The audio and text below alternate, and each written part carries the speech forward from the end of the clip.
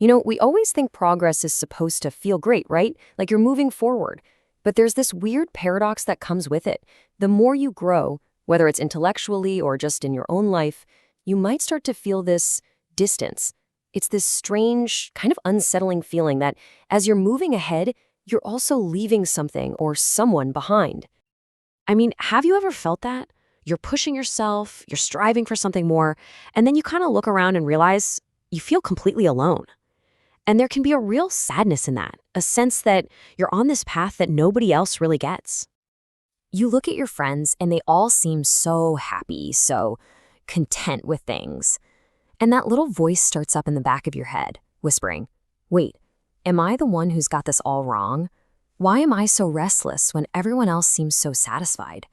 It's a tough feeling, but believe me, it is so, so human. But what if that dissatisfaction isn't a red flag? What if it's actually the sign that you're on the exact right path? And this isn't some new self-help idea.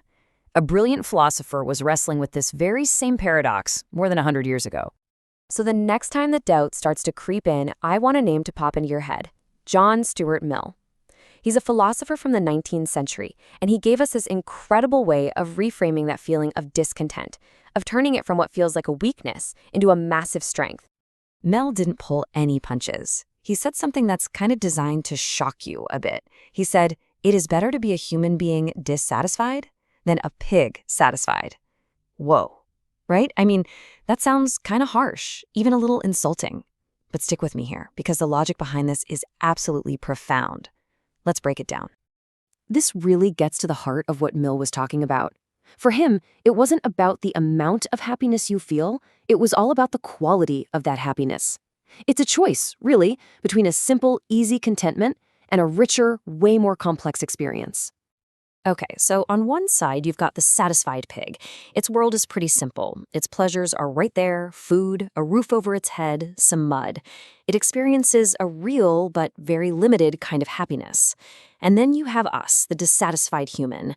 Our minds are wrestling with things like art and science, love and loss, a whole universe of complicated ideas and dreams. This really nails it. A pig finds its happiness in the mud. A human's sorrow often comes from being aware of the stars. Mill's whole point is that the struggle that comes from reaching for those stars, that higher way of living, is just infinitely more valuable than being perfectly content down in the mud. But Mill doesn't just stop at comparing pigs and humans. He takes this exact same logic and he levels it up. He applies it to the world of ideas and wisdom, and that makes his argument even more powerful. And this is maybe his most famous version of the argument. Better to be Socrates dissatisfied than a fool satisfied. See what he did there? Now the comparison isn't between two different species. It's between two different ways of being human. So the satisfied fool is perfectly happy with easy answers and simple pleasures. And honestly, they probably seem happier a lot of the time because they're not wrestling with life's biggest, messiest questions. But then you've got the dissatisfied Socrates. He's always questioning, always searching for the truth. For him, that restlessness isn't a problem. It's the very thing that makes him wise. And here's where it gets really fascinating. This is not just some obscure idea from an old British philosopher. This exact same insight, this idea that there's value in a kind of enlightened sorrow, it echoes across totally different cultures and hundreds of years. So now, let's take a quick trip from Victorian England all the way to 15th century India to hear this very same idea from a mystic poet and saint, Kabir Das. Kabir wrote, "The whole world is happy. It eats and sleeps. Sad is the servant Kabir who is awake and weeps." Do you hear that? It's the exact same idea as Mill's, just said with the soul of a poet. The world is content just going through the motions, eating, sleeping, basically living on autopilot without asking why. But Kabir calls himself awake. And when you're truly awake to the world, to its incredible beauty, its deep pain, its unfairness, you feel everything so profoundly that it can bring you to tears. That's not simple sadness. That's the kind of sorrow that only comes from being deeply, truly aware. So this brings us to one last, really important question. If this path of awareness and dissatisfaction can feel so lonely, what's the point? What's the ultimate value in it all? I want you to just think about it for a second. When we look back through history, who are the people that we actually remember? Whose ideas are still shaping our world today? Do we remember the countless millions who were perfectly satisfied? The ones who just ate and slept and followed the crowd? Or do we remember the dissatisfied ones? The Socrates, the Mill, the Kabir?